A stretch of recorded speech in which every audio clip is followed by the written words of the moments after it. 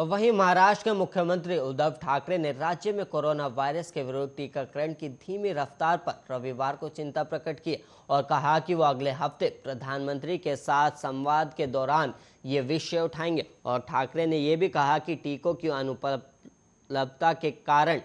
टीके लेने में लोगों की हिचक भी एक बड़ा मुद्दा है। मुख्यमंत्री ने लोगों से हिचक छोड़कर टीका लगवाने का आह्वान किया और दक्षिण मुंबई के पोस्ट मालाबार हिल इलाके में अपने सरकारी आवास वर्षा में वरिष्ठ पत्रकारों के साथ बातचीत के दौरान उन्होंने राजनीति पर किसी भी प्रश्न का उत्तर देने से इनकार कर दिया। और इस दौरान उनके साथ उनकी पत्नी रश्मि भी थी। जब उनसे इस महामारी से निपटने की उनकी सरकार की दीर्घकालिक रणनीति के बारे में पूछा गया तो उन्होंने कहा कि पहले तो हम इस काम पर पूरा ध्यान लगाएंगे कि अधिक से अधिक लोग टीका लें और राज्य में चिकित्सा अवसंरचना बढ़े। और उन्होंने कहा कि लोग बूस्टर डोज की बात करें, पहले हम सुनिश्चित कर लें कि सभी को दोनों खुराक लग जाएं। और ठाकरे ने कहा कि ऐसे लोग हैं जिन्होंने पहली खुराक नहीं ली है और उन्होंने कहा कि महामारी की तीसरी लहर का प्रभाव काफ़ी हद तक कम किया जा सकता है अगर लोग कोविड उपयुक्त आचरण करें और जिन्हें दोनों खुराक लग चुकी है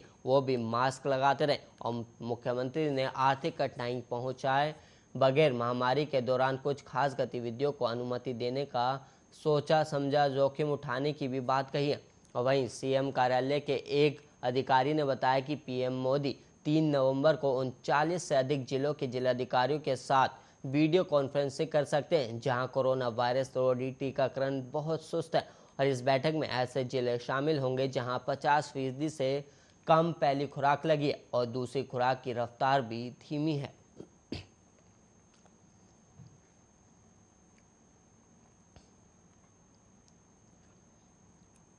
देश में कोरोना के कम हो रहे मामलों को देखते हुए स्कूल कॉलेजों को खोलने का सिलसिला तेजी से आगे बढ़ रहा है और कई राज्यों में तो क्लासेस शुरू भी कर दी गई है। और अब इसी क्रम में दिल्ली सरकार ने भी राज्य में स्कूलों और कॉलेजों को फिर से शुरू करने की घोषणा की और राजधानी में 1.5 साल बाद आज से एक बार फिर सभी स्कूल कॉलेज खुले। और हालांकि स्कूलों को ध्यान रखना होगा कि एक बार में 50% से अधिक उपस्थिति नहीं हो। और दिल्ली आपदा प्रबंधन प्राधिकरण ने आज से सभी कक्षाओं के लिए स्कूल और कॉलेज खोलने के मद्देनजर दिशा निर्देश जारी किए जिसमें कहा गया कि स्कूलों को यह सुनिश्चित करना होगा कि कक्षाएं हाइब्रिड तरीके से चलाई जाएं, जिसका मतलब है कि ऑफलाइन के साथ साथ ऑनलाइन कक्षाएं भी जारी रहेंगी। और स्कूल खुलने पर किसी भी पेरेंट्स को अपने बच्चे को स्कूल भेजने के लिए बाध्य नहीं किया जाएगा और साथ ही स्कूल सुनिश्चित करेगा कि उसके सारे स्टाफ को वैक्सीन लग चुकी हो। और वहीं आपको बता दें कि प्रदेश में करीब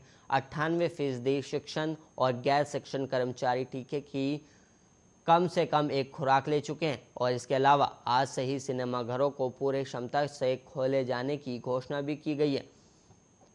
और दिल्ली में 100% सीटिंग कैपेसिटी के साथ सिनेमाघर, थिएटर और मल्टीप्लेक्स खुल सकेंगे। और इससे पहले सिनेमाघरों को सिर्फ 50% सीटिंग कैपेसिटी के साथ ही खोलने की इजाज़त थी। और दरअसल कोरोना के लगातार कम होते मामलों के मद्देनजर दिल्ली सरकार ने आज से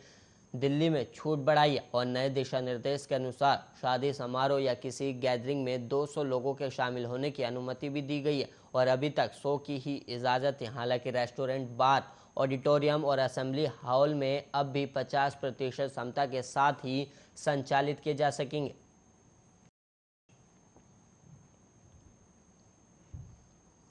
कोरोना महामारी के चलते दिल्ली के इंदिरा गांधी इंटरनेशनल एयरपोर्ट के टर्मिनल 1 बंद होने के 18 महीने बाद यानी रविवार को फिर से खोल दिया गया। और वहीं आपको बता दें कि कोरोना वायरस के कारण दिल्ली एयरपोर्ट टर्मिनल 1 और टर्मिनल 2 से उड़ान का संचालन बंद कर दिया गया था। हालांकि अब कोरोना से राहत है और वहीं कोरोना के प्रभाव को कम होता देख दिल्ली एयरपोर्ट टर्मिनल 3 को 25 मई को खोल दिया गया था और इसके बाद 22 जुलाई को टर्मिनल 2 को दोबारा शुरू किया गया था और अब से टर्मिनल 1 को भी दोबारा से खोल दिया गया। और कोरोना पर काबू पाए जाने के बाद टर्मिनल 1 को 18 महीने के बाद यानी कि 31 अक्टूबर 2021 को फिर से खोला गया है, जिससे डोमेस्टिक ऑपरेशन को 100% तक दिल्ली से ऑपरेट किया जा सकेगा। और दिल्ली के टर्मिनल 1 से स्पाइस जेट और इंडिगो की उड़ानें संचालित होती हैं और कोविड संकट से पहले भी टर्मिनल 1 स्पाइसजेट और इंडिगो के लिए ही निर्धारित था और टर्मिनल 1 पर भी यात्रियों को कई दिशा निर्देशों का पालन करना होगा